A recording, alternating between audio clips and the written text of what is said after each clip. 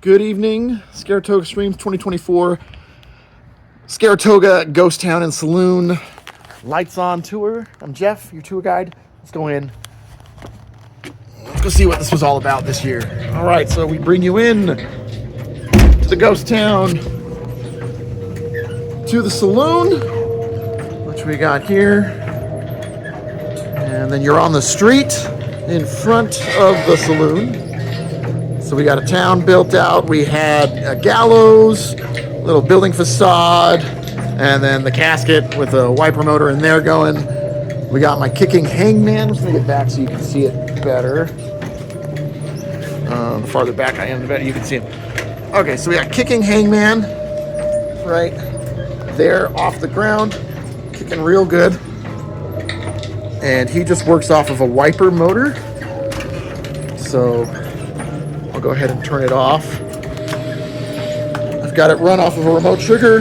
I got remote triggers right here so I can turn it on and off as I need.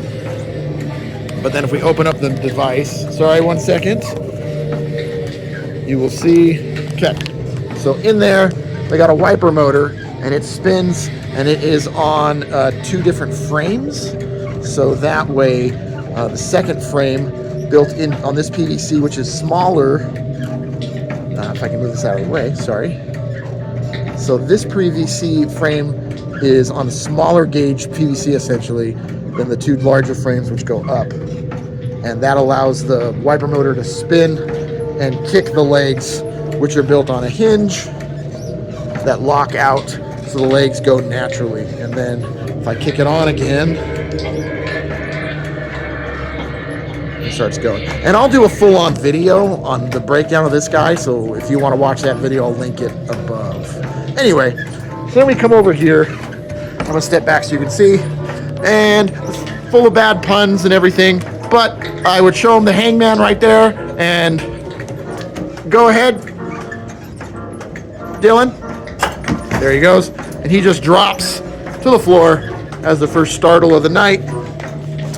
Then we bring him up this way, and we send them into the saloon. And as they're walking up here looking at stuff, I have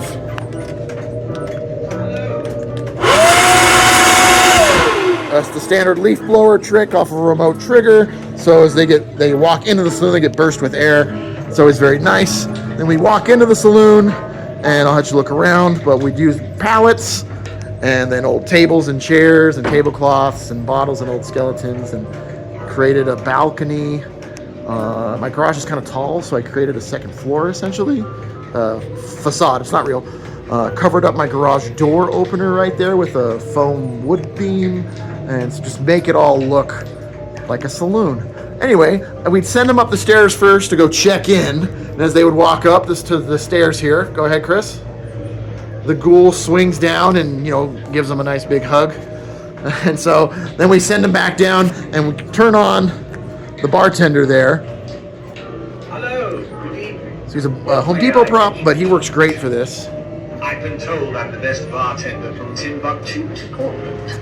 So please, step up to the bar and I'll serve you what is likely to be the best beverage you ever had. And then while you're looking at the bar, they order a drink, and we got that pop up, and we always tell them that the bartender only has pop to drink because, New Orleans knee slapping puns. And that is, I'll show you in a second how that works. Okay, so I'll turn off the bartender because I'll just keep going. Use the web gun to web up all the areas of the bar. A bunch of old bottles, antique bottles, and A1 steak sauce bottles, and grape juice bottles, and everything, just all decorated out. And that is a headboard, a queen headboard I got for free off of a local exchange website.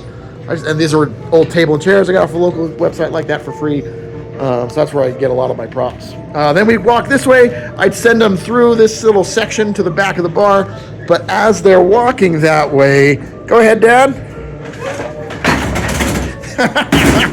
Normally just the sheet lifts way up. It grabbed the table that time. But anyways, yeah, that hat flies up as a poltergeist right up to the top, just off some fishing wire and string. And I got my dad back there helping out. He's the one who taught me to haunt my garage way back when I was a kid. Anyway, so we come up over here, and as we're walking by, there I am. Hey, there's me. We look up, and I point out Missy, the lady of the night there working on the balcony, waving to the patrons as they go by and they go under her. She does this. And then that's my Chris, my cohort. He's built and designed these props, some of these the more intricate ones. But it just runs off of an air compressor and some hinges and stuff.